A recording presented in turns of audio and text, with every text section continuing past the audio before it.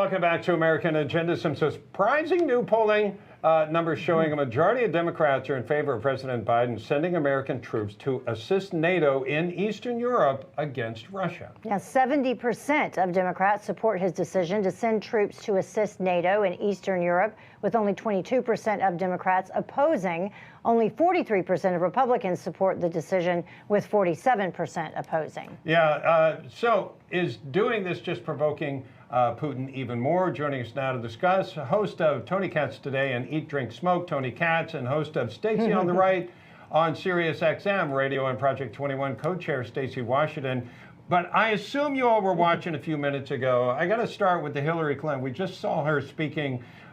She shows up late. She's out there speaking. She seems to be full of energy, ready to battle. Stacy, how do you read what Hillary Clinton's doing right now? Well, I mean, I've heard all the rumors in the back channel about how we're going to see her emerge and become the new Democrat frontrunner to replace Biden because he won't be able to carry on for a second term. And I tend not to believe that because I just think to myself, Hillary Clinton is like a virus we can't beat. She's the virus that Norton antivirus and all the other AVG, they can't handle it. And instead of actually proving my doubts wrong, here she is out talking about foreign policy, which she was never actually good at. So it's really disappointing that the Democrats don't have anyone else on their bench, that they have to keep retreading Hillary. But here we are. Yeah, here we are, Tony. And even though Democrats may be supporting whatever it is that Biden's doing over there with NATO and Ukraine and Russia right now, across the board, you look at the poll numbers for Biden and they are just continue to tank and go lower and lower. So are these the only choices they have, Hillary Clinton or President Biden? Well, first, let's take it back just a moment to the idea of 70% support. 70% of Democrats. Okay, what is it that they actually support? Has anybody asked them? They support the idea of helping the NATO allies, but they don't know what the support means. Does the support mean you're going to help the Poles in Poland deal with the massive influx of refugees? Or does the help mean that you're okay with shooting Russian corporals till they're dead? They won't answer that question. They're in favor of looking good and looking good in uniforms. They're not in favor of actually doing what might be necessary. Now, I'm not in favor of a war action. I'm not in favor of putting troops in Ukraine. I am absolutely not in favor of this. But understand that if I needed to fight, I'm prepared to fight. The Democrats who are supporting this idea of supporting NATO aren't prepared to fight. As for Hillary being the only option that the Democrats have, Stacey's right. Hillary's the only option that the Democrats have. Kamala has proven unlikable. Pete Buttigieg has proven not ready and too busy being on maternity leave in order to do anything. She's the only option, and that really does speak very poorly to the lack of building up a bench that the Democrats have, because people like Pelosi stay in power for forever and Schumer stays in power for forever and nobody else learns how to do the job. Yeah, and you know what's interesting, Stacy, to me is that historically, and I've been around a while, I've seen that when there are defense activities or military activities, there is a rallying around the president. And I don't really see that here. And of course, we're still possibly... Try as they may. Exactly. Wag the dog as they may, which is your theory.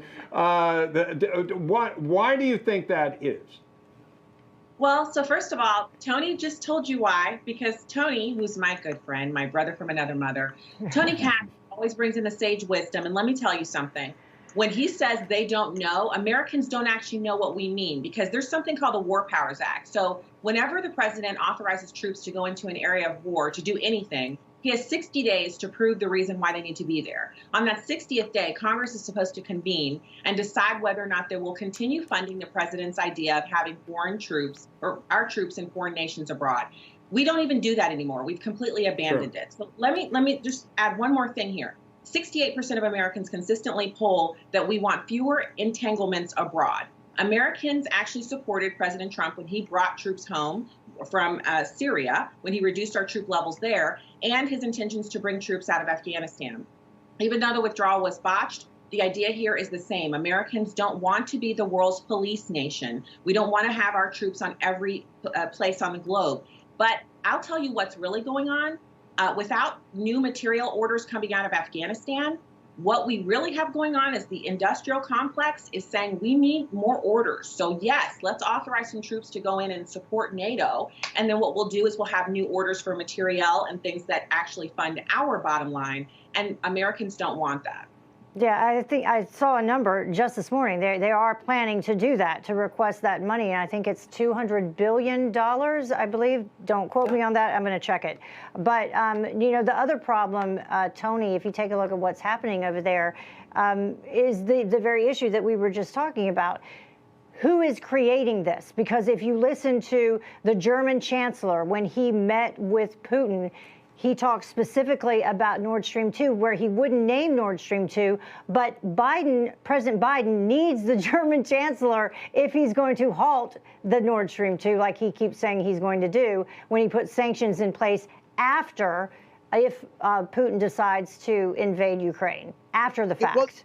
It wasn't too long ago where we had a guy saying, how in the world, Germany, can you be doing this pipeline, getting this natural gas and paying Russia when they're doing nothing but threatening you? And that guy's name was Donald Trump. But allow me to be the person who says I'm not a believer in the wag the dog theory. You got to understand Putin. You got to understand that he takes the fall of the Soviet Union as a personal affront. This is a trained KGB agent through and through. He wants to reunify all of these parts of Russia. He wants to see the glory of Russia again. This is a guy who took Crimea in 2014. Of course, I believe it is a serious conversation about what he's doing and amassing at the southern border. He could certainly get the Donbas region, which is that southeastern quadrant. He certainly could take things to Kiev. I don't think, my view, that he goes west of Kiev. Of course, it's a serious, serious moment. The argument or the question for the United States is, how much do we want to be involved? And certainly you got to make at least the basic argument that if he could take parts of Ukraine with impunity, right? Just take it.